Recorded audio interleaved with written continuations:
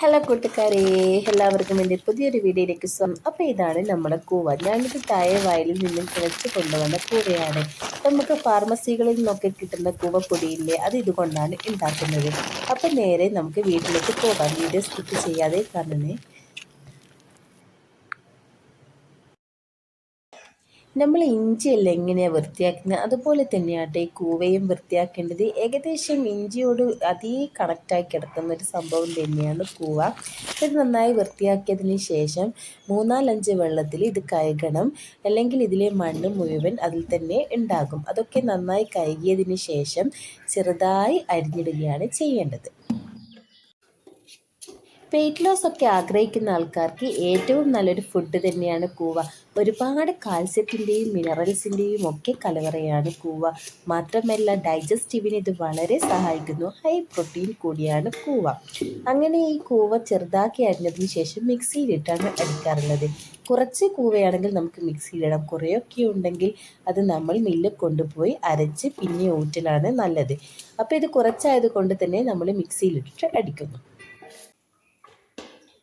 കഷ്ണങ്ങളാക്കിയ കൂവ നമ്മൾ നേരെ ഒരു മിക്സിയിലേക്ക് ഇട്ട് അതിൽ കുറച്ച് വെള്ളമൊക്കെ ഒഴിച്ച് നല്ല രീതിയിൽ അടിച്ചെടുക്കുകയാണ് ചെയ്യേണ്ടത്. തേങ്ങാപ്പാലൊക്കെ നമ്മൾ എങ്ങനെയാണ് എടുക്കുന്നത്, ഏകദേശം ഈ ഒരു രൂപത്തിൽ തന്നെയാണ് ഈ കൂവയിലും ചെയ്യേണ്ടത്.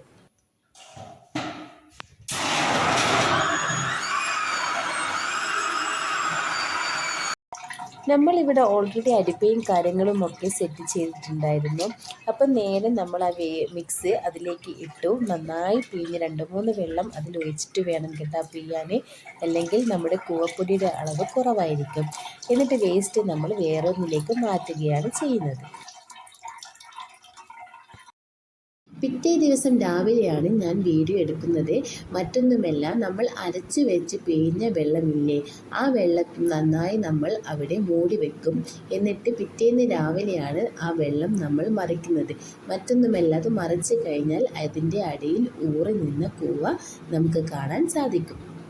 അങ്ങനെ കൂവ ഊറ്റിയ വെള്ളമെല്ലാം മറിച്ച് പിന്നെ അതിൽ നമ്മൾ വെള്ളം ഒഴിച്ചിട്ട് കുറച്ചും കൂടി കഴിഞ്ഞ് പിന്നെയും മറിക്കും. അങ്ങനെ 2-3 പ്രാവശ്യം ചെയ്യണം. വേറൊന്നും കൊണ്ടല്ല, കൂവയിലെ കപ്പരസുമൊക്കെ മാറി കൂവ നല്ല വൃത്തിയായിരിക്കേണ്ടിയിട്ടാണ് അങ്ങനെ ചെയ്യുന്നത്.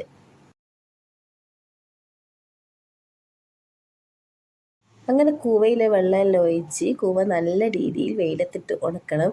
ഏകദേശം കുറച്ച് ദിവസങ്ങളെടുക്കും ഇങ്ങനെ ഉണക്കി നല്ല പൗഡർ പോലെ ആയി കിട്ടേണ്ടിയിട്ട്. ഇതിലെ വെള്ളമെല്ലാം വറ്റി നല്ല പൗഡർ പോലെ ഡ്രൈ ആയി വരണം. എന്നിട്ട് ഇത് നമുക്ക് ധൈര്യമായി സ്റ്റോർ ചെയ്ത് വെക്കാം. എത്ര കാലം വേണമെങ്കിലും നമുക്കിത് ഉപയോഗിക്കാം.